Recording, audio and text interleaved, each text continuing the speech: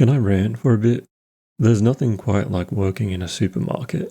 The work is easy, the pay is minimal, there's horrible managers, overbearing workers, and the constant sense of dread with customers, asking about discounts, and they're frustrated about items only the other supermarkets sell. I transferred stores a few years back in the hopes of getting perspective of how different stores are run. Well, they're all terrible, and here's a story about that. I was a night worker for about 12 years, even a manager for a few.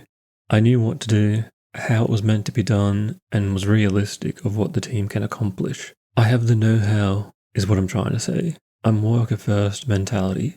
Now, even before I step foot into Nightfill at the new store, I hear that I'll need to pick sides as there is a huge divide between the Nightfill manager and second in charge.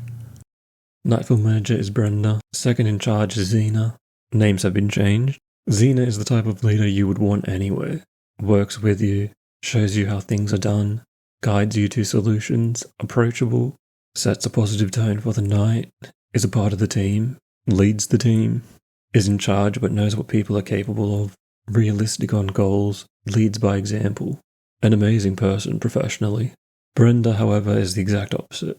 I got told about Brenda even before I got to the store, so I had an expectation about her. There was nothing I could do to predict the disgrace I was walking into when I first met her. From first meeting Brenda, she stares blankly at you. No greeting, no hello, no how are you. Cold limp wrist handshake at best, no safety tour, nothing. Brenda delegates everything she's assigned and what is expected of her to her team. From the low-level organising of cages, splitting of stock, dealing with deliveries, using any of the pallet jacks, auto or electric, changing the baler, to the high management tasks of dealing with thefts, reporting safety breaches, organising team. Everything she was expected to do, she gave it to other people. If they didn't get it done, she would yell at them. The big boss would come in the next day, asking why the amount of work that should have gotten done didn't get done, and Brenda blames the workers. There's a criteria of the manager position online that clearly lists the qualities they are looking for in a managerial position. How does Brenda fail to hit any of them? I'll never know. If you saw Brenda leading the night, you knew it was going to be miserable. Brenda would expect a work ethic that she couldn't even achieve. How do you go about failing to hit the work standard of the person you're whinging about? Then even fail to hit the standard of work you're expecting them to do.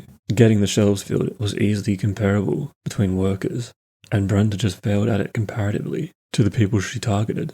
There's something people learn at different rates when it comes to work. Having a backbone to call out nonsense and confront problem people who need a reality check. I have no issue with someone unless they provoke it out of me. I do not target people.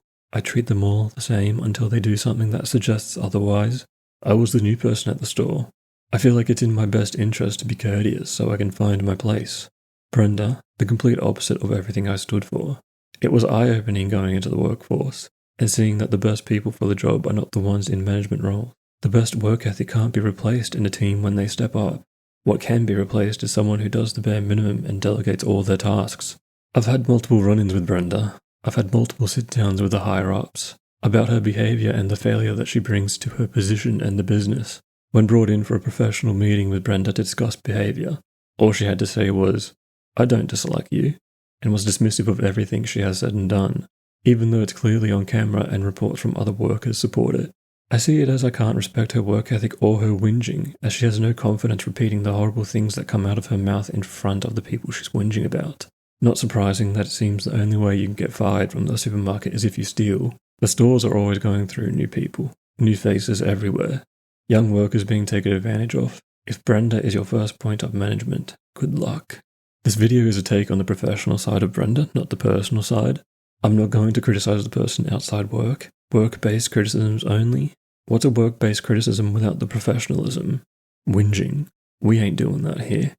Thank you for listening. It feels good to get this out. A problem shared is still a problem, but I feel better.